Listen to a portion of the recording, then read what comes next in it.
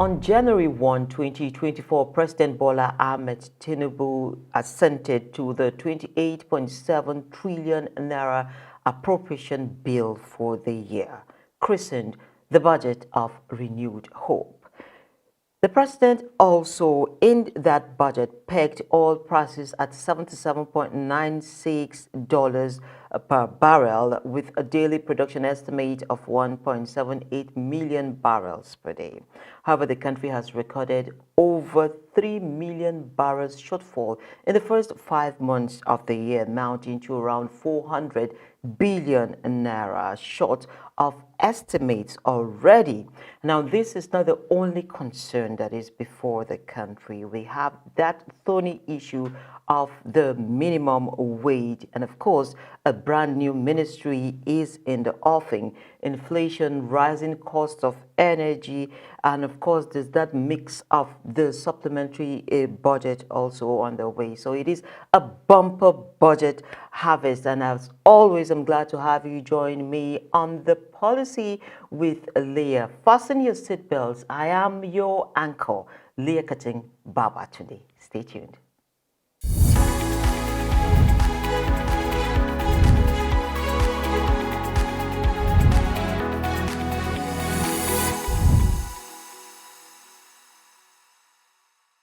So let's roll it from the trends table.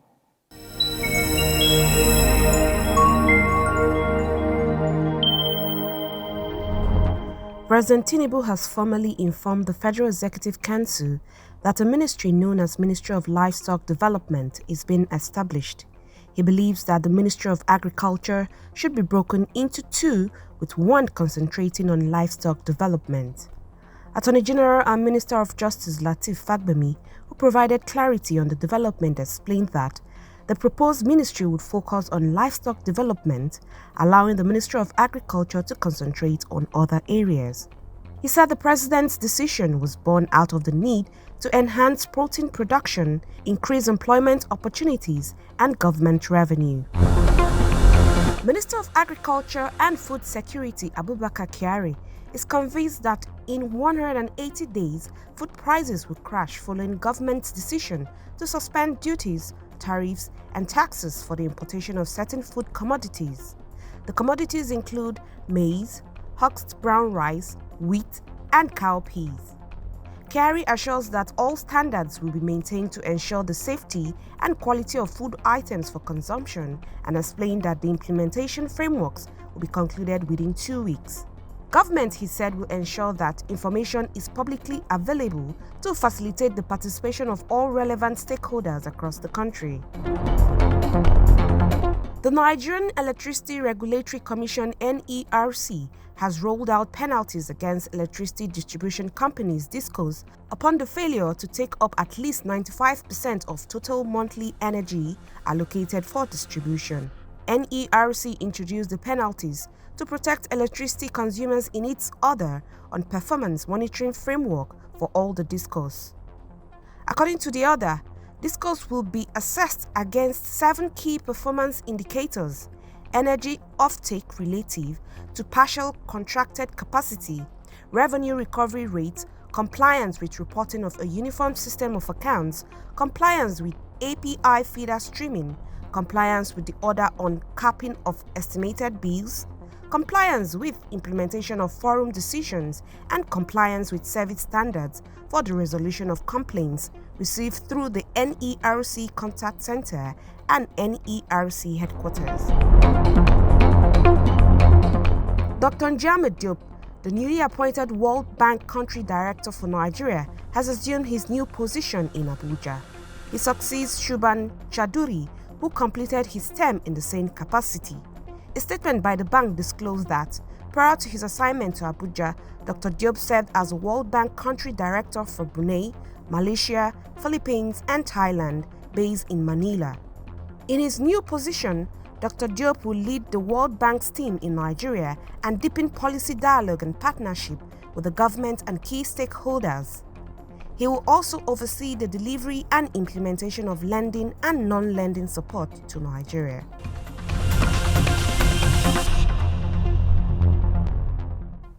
It is the second half of the year, and just how many budgets are we running? Well, there is that reason why you should always be involved in the budgetary process because it is your right as a citizen.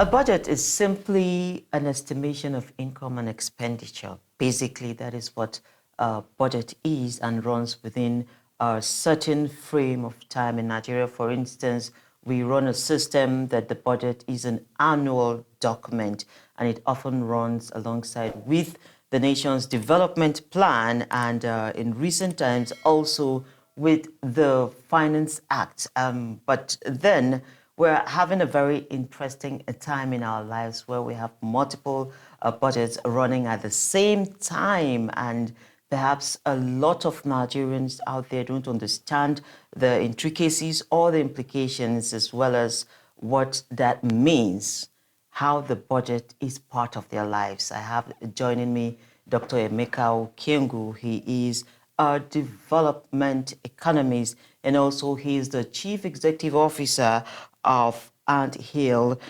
Concepts Limited. It's nice to have you, Doctor, on the program. Pleasure to be here with you, Lee. Thank you. Good morning. 2023 budgets and it's supplementary, running alongside the 2024 budget in clear times. What does that mean?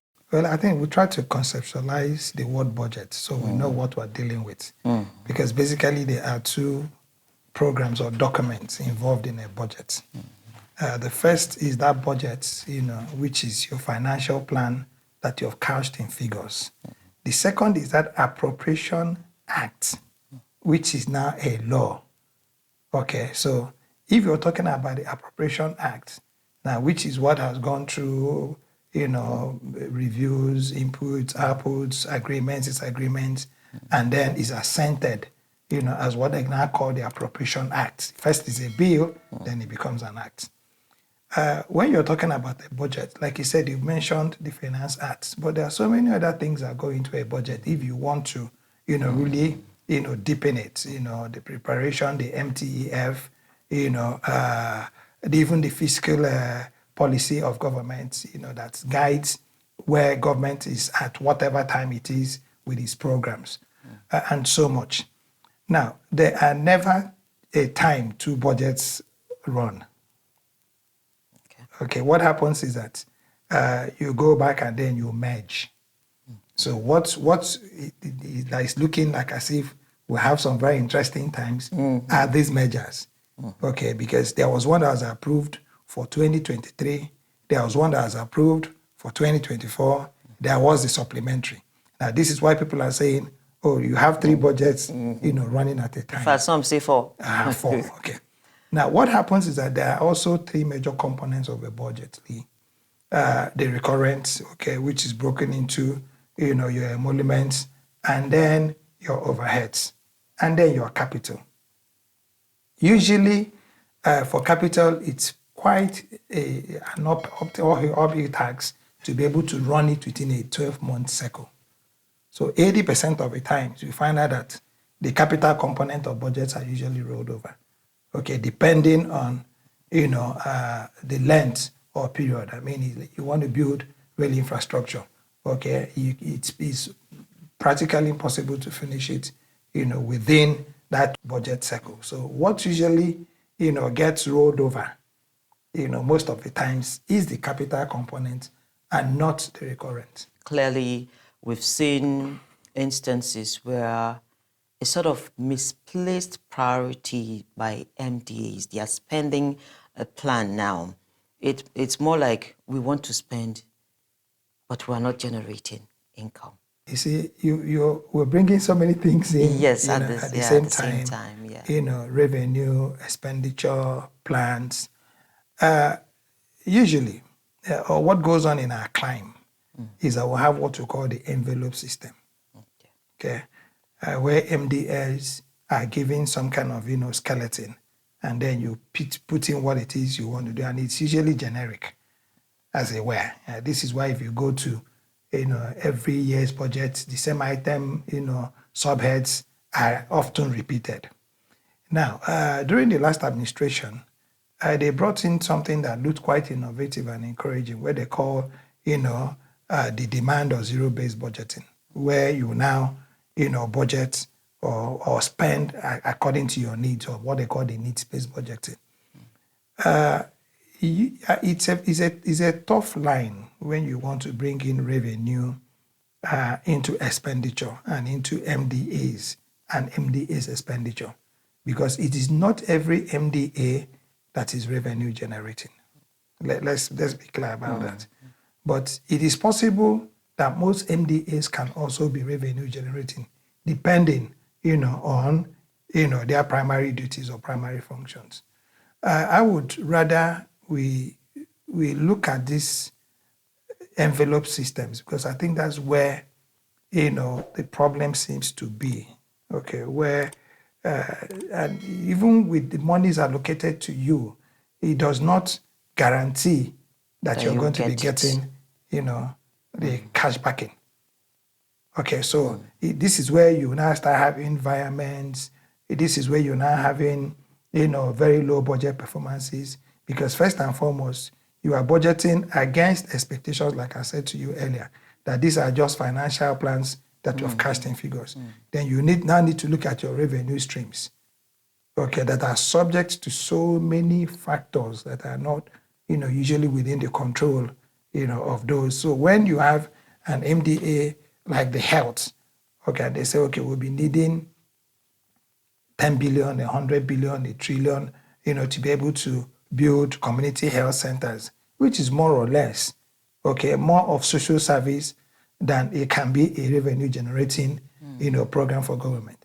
And the funding is supposed to probably come from, your rents or your taxes, or your sales or your royalties. And then you are planning, an input, an inflow of about against the 2.2 million barrels of oil, which is, the king in the room, okay, the blue-eye boy, the golden egg, or the egg that lays the golden chick. And then that hen, catches COVID. What do I mean by that? Because you're not in that room where the prices are decided. You get into this Russia, China, Ukraine. You get this Ukraine, Saudi Arabia, and then all of a sudden, the prices are either spiraling out of control, or the pricing war now at one time that we had it brought it, under even below your production cost. So at one time, the NNPC was not remitting a dime, into the national coffers. It was now the FIRS that was basically, carrying, the government expenditure programs, and then the CBN, which was what led to the ways and means. Okay, happening. A story of another day. So when you have a situation like that, usually you don't know what to grab. Okay, you need to begin to now, toy with all levers to be able to get, it right. So it doesn't mean that all those monies are stuck somewhere and then we can begin to spend. No. It doesn't also mean that even when you give it to the MDAs, that they are cast in stone to be able to spend it exactly the way, okay, you had projected for it to be spent. No. When we're having the kind of situation we're having now, for instance, we've been unable as a country to come up with a realistic wage system to address concerns. There's a tension between the unions and government. There's the high cost of living, high cost of fuel, and just everything on the high side, and the financing is just not there. But you find that agencies are budgeting to spend money in areas they have no business for. We've seen a lot of them. And I must give credit to Tracka. They also came up with some of these things while I was preparing for this program. Is this a problem for our development? It is a problem. And that's why, I said to you, I was quite excited, because I've always pushed for the zero-based, demand-based budgeting systems. It would have taken care of a lot of this. But again, you've even missed a more important do I call it an issue, a challenge? It's the constituency project, because that's I how was going to get there. that's how a lot of this, strange, if you may, programs creep into the budgets of MDS. Okay, but that would have been just dealt with if we were talking about needs-based.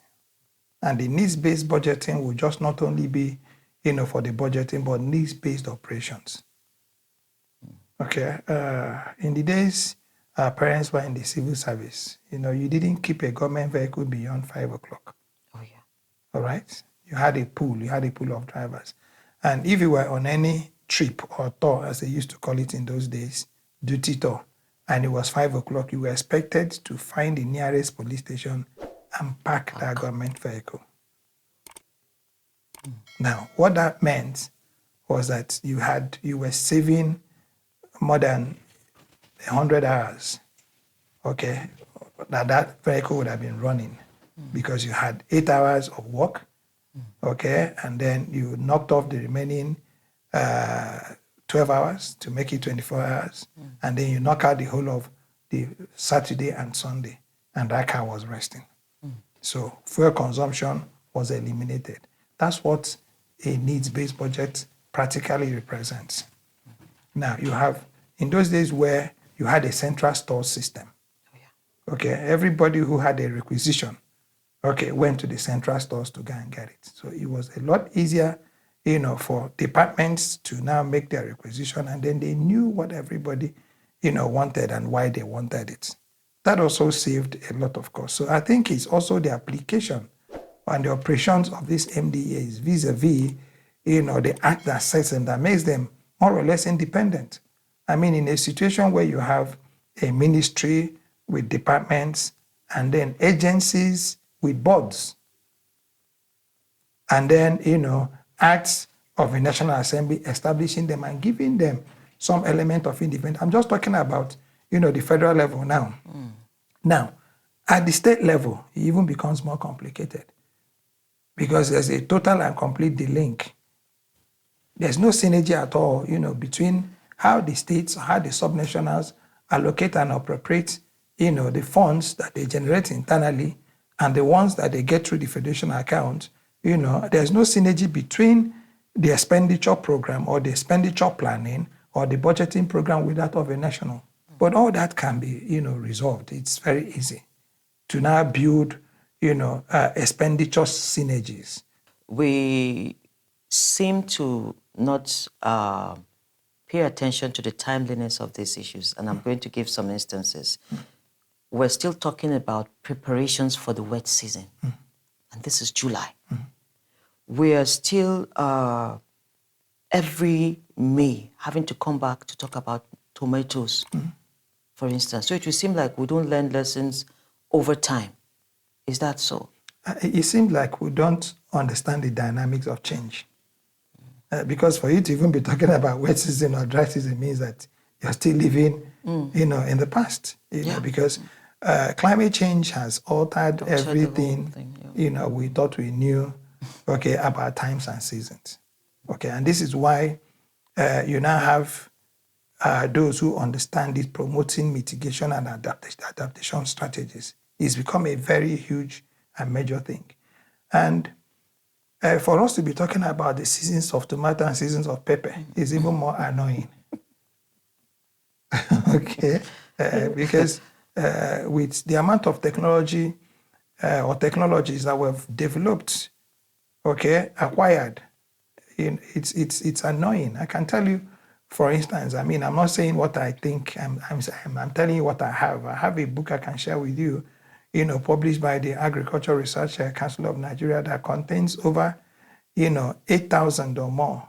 It's a 3-volume book of technologies developed internally in Nigeria that can be able to support our food systems. Everything is changed, but we're still fixated on May. There won't be tomato. Too much rain. June, there'll be too much rain. We don't seem as citizens to be part of the process, and it's like we just don't care. Let them do anything. It is government. Anything they do what they like. Is that notion helping us? That participation should have started from our communities, because we're all members of communities. Okay, either your community where you were born, your community where you were married, or your community where you live. You must be part of, electing or selecting those, okay, who should speak for you. That's the first thing. And either they win or they lose.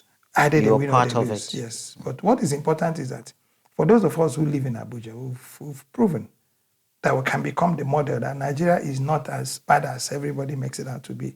I mean, any candidate in Abuja, community, decides to vote for, wins election. It's usually very difficult to manipulate it, has been seen in several elections. I mean, even sitting, public officers losing elections in, their areas of habitation. People say to you, it doesn't matter. Trust me, it does matter. Because the more people that come to vote, the more people that come to vote the people they want to, the more pressure you mount on those and the more work you give to those who will need to manipulate, the process to get their ways done. And the more it becomes very obvious that this is not transparent. At one time, there was a portal, okay, the Open Governance Portal, and it was there for you to see. How many of us query it? I'm glad that, you go to, follow people, the tracker, BudgIT, and all that. Now, you are doing this because you're a journalist, but you should also do this, because you're a Nigerian, you're a mother, okay, you're a wife, okay, you're a community person. Now, question will be, do you know who, is there any counselor for this community? If there is, do you know him or her? Where is he or her office? Does he hold meetings? You used to have a lot of civil society groups, be the ones to do this advocacy. And like I told you, those steps in the budgeting I mentioned to you even has, a provision, and a legal provision for the civil society people to be involved, in looking at that budgeting process. But it now seems as if it's become the exclusive right of the National Assembly members. No, it's not. The Finance Act, the Fiscal Responsibility Act, the MTEF, these are all documents that, citizens are allowed to review. But most of the times people are like, okay, after reviewing, what do I get? Now, what you get is that you've made some impact. What you're doing is also part of what it is I'm talking about.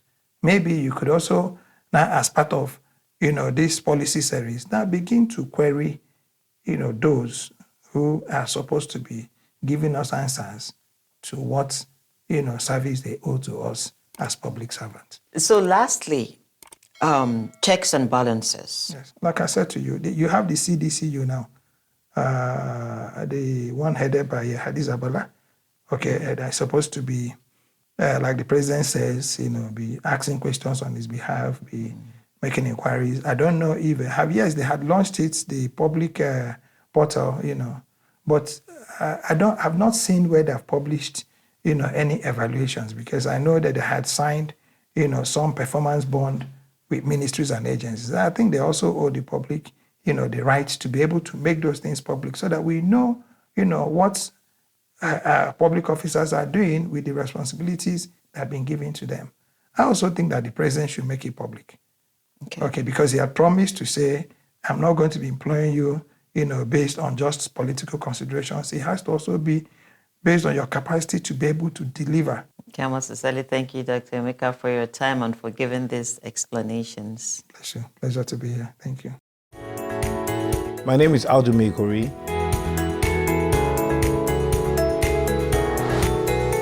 Keep watching The Policy with Leah.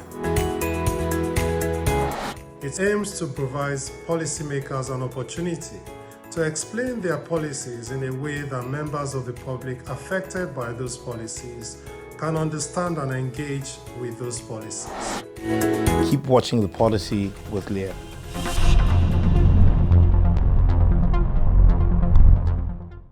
Simplify This is next, and from there we head to the market.